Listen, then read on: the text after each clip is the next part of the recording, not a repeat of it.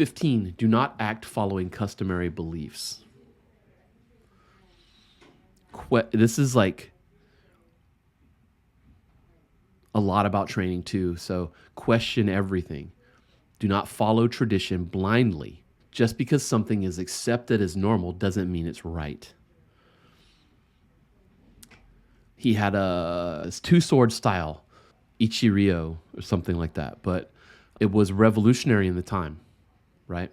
It defied all tradition, all samurai sword fighting tradition, right? Everything was a single sword school. Like that's just what they did. And he shows up with two, and he became the greatest swordsman of all time because of that. And it seems like a simple thing, but he just basically was like, well, why would I not have two when everyone else has one? Two beats one. Pretty simple, right? So you must follow the way. You must walk the way, but you must also find your own way, which is a lot of what I walk alone means. It's a mindset. And that's, it doesn't mean be disrespectful. I think a lot of people would read this one and think it means reject everything that's been done before. And that's not what it is. That's how you get from zero to intermediate, right? That's you're making it through the basics. Your white belt to your black belt is all about just learning the basics, right? Doing what's been done before, being repetition and doing it that way. Once you get to that point, that's why we say that, black belt isn't the end. It's just the beginning of learning, because once you have the basics, then you can truly begin to learn how to utilize the basics and find your own way to a certain degree. And that's what that's about. 16, do not collect weapons or practice beyond what is useful. Here's a quote from Bruce Lee. Fear not the man who has practiced 10,000 kicks once, but fear the man who has practiced one kick 10,000 times.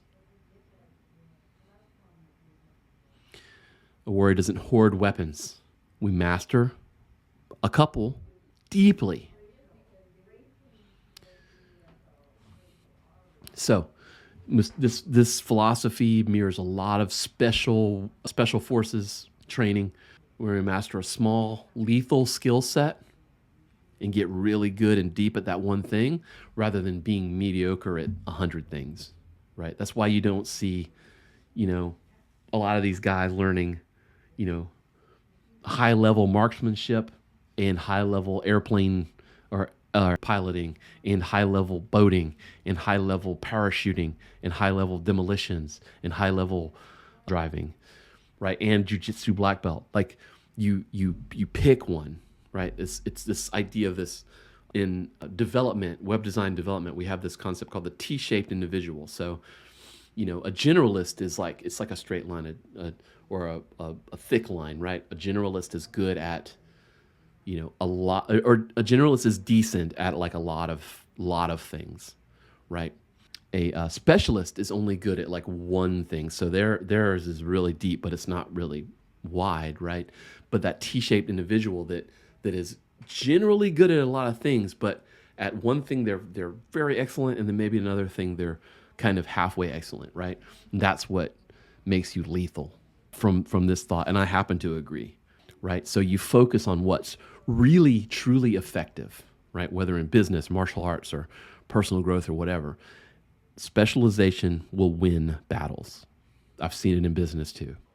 And you can take that to whatever degree you want, right? And I think it applies everywhere. So, with that one, your mileage may vary, as a friend of mine, Rob, says, but I happen to believe in that.